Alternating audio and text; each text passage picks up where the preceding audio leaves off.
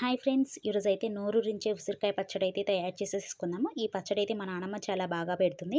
మా నానమ్మ స్టైల్లో ఎలానో చూద్దాం రండి. ముందుగా అయితే ఉసిరికాయలను తీసేసుకొని వాటర్లో వేసేసుకొని ఒకసారి అయితే కడిగేసేసుకొని తడేమి లేకుండా ఉసిరికాయలని ఇలాగ క్లాత్తో తుడిచేసేసుకొని ఆరబెట్టేసేసుకుందాము. ఉసిరికాయలు తడేమి లేకుండా ఇలా పూర్తిగా ఆరిపోయిన తర్వాత ఇప్పుడైతే పొయ్యి మీద కళాయి పెట్టేసేసి ఆయిల్ కూడా పోసేసేసుకొని ఆయిల్ మీడియం ఫ్లేమ్లో హీట్ ఎక్కినాక మనం కడుక్కొని ఆరబెట్టుకున్న ఉసిరికాయలను వేసేసేసుకుందాము.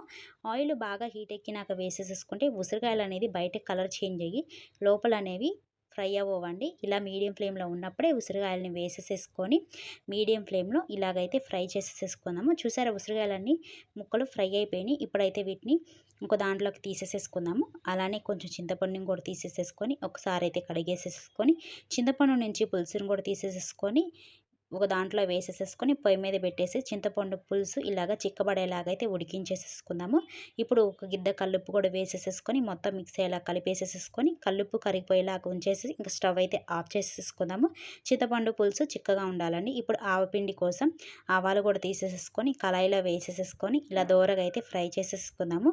అలానే ఆవాల్లో పావువంతు వరకు మెంతులు కూడా తీసేసేసుకొని మెంతులు కూడా కళాయిలో వేసేసేసుకొని ఇలాగా దోరగా అయితే ఫ్రై చేసేసుకుందాము. ఇవి చల్లారిపోయినాక మిక్సీ జార్ తీసేసేసుకొని మనము ఇందాక వేగించుకున్నాం కదా ఆవాలు అలానే మెంతులు కూడా వేసేసేసుకొని ఇలా మెత్తగా అయితే మిక్సీ పట్టేసేసుకుందాము. అలానే వెల్లుల్లి రెబ్బలు కూడా వేసేసుకొని ఇలా కచ్చాబచ్చాగా మిక్సీ పట్టేసేసుకుందాము.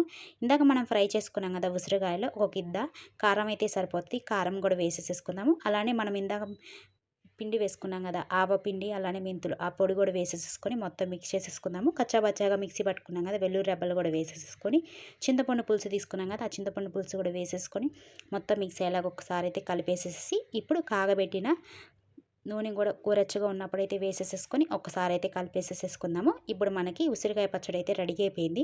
మీరు ఒకసారి ట్రై చేసి చూడండి. ఈ ఉసిరికాయ పచ్చడి ఆదివారం తినకూడదండి, చాలా బాగుంటుంది. ఇప్పుడైతే దీన్ని ఒక బాక్స్లో పెట్టేసేసుకొని స్టోర్ చేసేసుకుందాము. ఇంకా 2 రోజులకు ఒకసారి ఈ ఉసిరికాయ పచ్చడిని కలుపుతూ ఉంటే ఆయిల్ అనేది పైకి వస్తుంది. చూసారా, ఈ విధంగా మీరు ఒకసారి ఇంట్లో ట్రై చేసి చూడండి. నా వీడియో కనుక నచ్చితే లైక్ చేసి సబ్స్క్రైబ్ చేయండి. Bye friends.